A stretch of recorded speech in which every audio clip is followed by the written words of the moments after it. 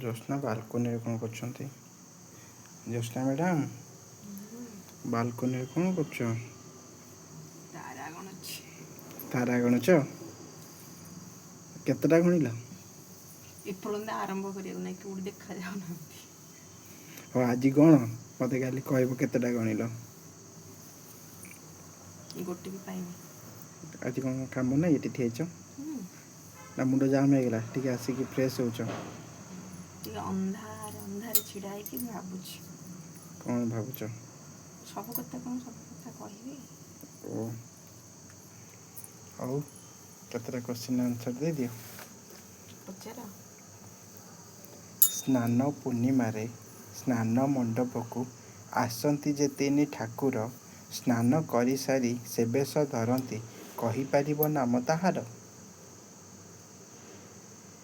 ସ୍ନାନ ମଣ୍ଡପ ଆସନ୍ତି। ସ୍ନାନ ପୂର୍ଣ୍ଣିମାରେ ସ୍ନାନ ମଣ୍ଡପକୁ ଆସନ୍ତି ଯେ ତିନି ଠାକୁର, ସ୍ନାନ କରିସାରି ସେ ବେଶ ଧରନ୍ତି, କହିପାରିବ ନାମ ତାହାର? ସୁନାବେଶ। ସୁନାବେଶ ଧରନ୍ତି ସ୍ନାନ ନାଇଁ, ମଣ୍ଡପ? ଯୋଉ ଅଣସରରେ ପଶନ୍ତି ଠାକୁର, ସେ ତ ଯୋଉ କ'ଣ କୁହନ୍ତି, ସ୍ନାନ ମଣ୍ଡପରେ ସ୍ନାନ କରିକି ଯୋଉ ବେଶ ଧରନ୍ତି। ସେ ବେଶ କ'ଣ କହନ୍ତି ମୁଁ ଜାଣିନି। ଗଜ ବେଶ, ହାତୀ ବେଶ। ତମେ ନିଜେ କହିଥିଲ ଗୋଟେ ଥର। ଭୁଲି ଯାଉଛି ନା, କ'ଣ ସବୁ ଜିନିଷ ମନେ ରହିବ ନା କ'ଣ? ମୁଣ୍ଡଟା ଏଡ଼ିକି ଟିକେ, ତମେ ଏତେ କଥା କୋଉଦିନ ମନେ ରଖିବ? ଓକେ, ଗୋଟେ ମାଛର ନାଁ କହିବ। ନାମକୁ ମାତ୍ର ମାଛ, କାମ ତାର ମଣିଷ ପରି, ଚଢ଼ିଯାଏ ସେ ତାଳ ଗଛ।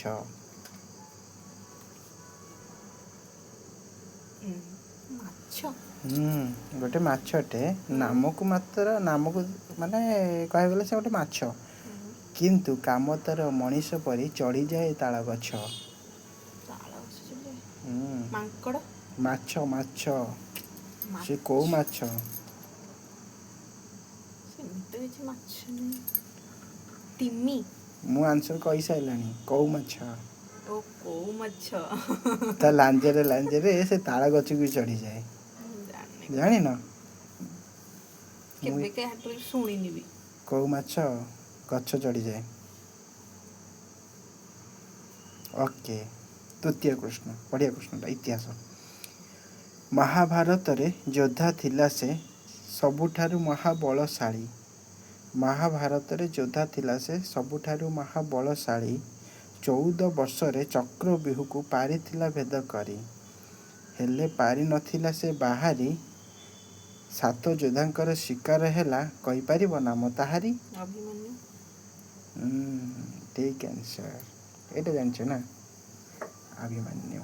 ସତ କଥା, 14 ବର୍ଷରେ ସେ 7 ମହାରଥୀକୁ ଟକ୍କର ଦେଇଥିଲା। ସେତେବେଳେ ତାର ଶିକ୍ଷା ସେମିତି ଦିଆହେଇଥିଲା ତାକୁ ଆଉ। ଟ୍ରେନିଂ ପାଇକି ଆସିଥିଲେ ଆଉ ମା ପେଟରୁ ଆଉ। ଓକେ, କେତେଟା କୋଶ୍ଚିନ୍ ହେଲା? 3ଟା। ସେତିକି ତ? ନା ଆଉ 2ଟା ପଚାରିବାର ଅଛି। ଏବେ ଆମର ଯିବା ରିଲେସନ୍ ଆଡ଼ିକି ହେଲା। Relation question. ତମ ବାପାଙ୍କ ବୋଉଙ୍କ ଶ୍ୱଶୁରଙ୍କ ଗୋଟିଏ ବୋଲି ନାତୁଣୀ ବୋହୂ, ତମର କ'ଣ ହେବେ? ଏଇଟା ବାପାଙ୍କ ବୋଉ? ବାପାଙ୍କର ବୋଉ ତ?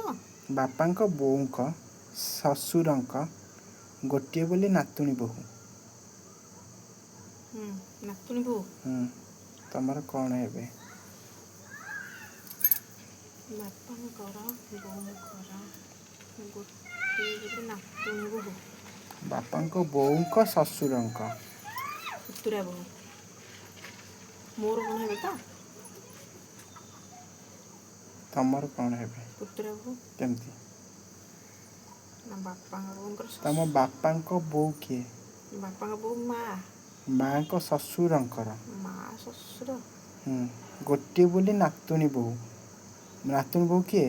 ମାନେ ମାଙ୍କ ପୁଅର ବୋହୂ, ମାଙ୍କ ଶ୍ୱଶୁରଙ୍କ ନା। ଶୁଣ, ତମ ବାପାଙ୍କ ବୋଉ, ତମ ଜେଜେମା, ଜେଜେମାଙ୍କ ଶ୍ୱଶୁରଙ୍କର ଗୋଟିଏ ବୋଲି ନାତୁଣୀ ବୋହୂ, ମାନେ ଜେଜେମାଙ୍କ ବୋହୂ କିଏ? ତମ ବୋଉ। ମୋ ବୋଉ। ଆଉ ପୁତୁରା ବୋହୂ, ଭାଉଜ, କେତେ କ'ଣ କହିଗଲାଣି।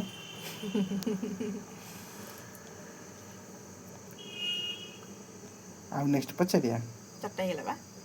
ଆଉ ଗୋଟେ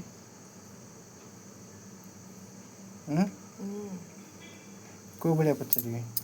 ଯୋଉ ଭଳିଆ ପଚାରୁଛ ପଚାର, ଜାଣିଥିବି ଯଦି କହିବି, ନ ଜାଣିଥିବି ଯଦି ନାହିଁ ତମେ କହିବ ଆଉ। ପରିବା ନୁହେଁ ସେ ଗୋଟେ ଫୁଲଟିଏ, ତାକୁ କାଟି ଝୋଳ କରିଦେଲେ ଖାଇବାକୁ ଭଲ ଲାଗେ। ପରିବା ନୁହେଁ ସେ ମୁଁ କୋଶ୍ଚିନ୍ଟାକୁ ଭଲସେ କହୁଛି ହେଲା। ପରିବା ନୁହେଁ ସେ ଗୋଟେ ଫୁଲ, ତାକୁ କାଟି ଝୋଳ କରିଦେଲେ ଖାଇବାକୁ ଲାଗେ ଭଲ। ଛତୁ। ଛତୁ। ଫୁଲ, ପରିବା ନୁହଁ ସେ ଗୋଟେ ଫୁଲ, ତାକୁ କାଟି ଝୋଳ କରିଦେଲେ ଖାଇବାକୁ ଲାଗେ ଭଲ। ଛତୁ ତ।